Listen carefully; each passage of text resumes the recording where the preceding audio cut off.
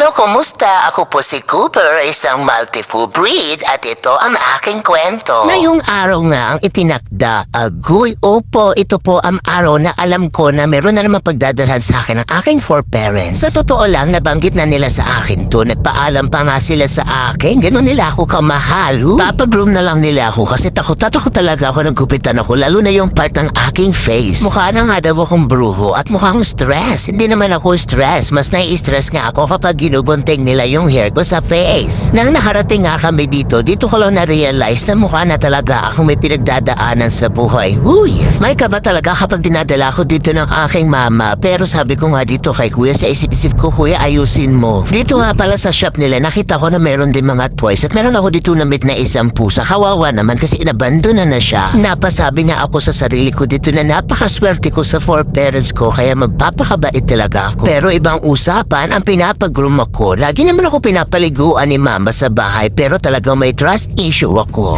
At after nga ng mahaba akong pag-aalma, eto na ang itsura ko. Tignan niyo naman, ang gwapo-gwapo ko, diba? Huy. At ayun na nga ang kwento ko. Magpakabait tayo mga four babies. Maraming salamat sa pananood. Bye!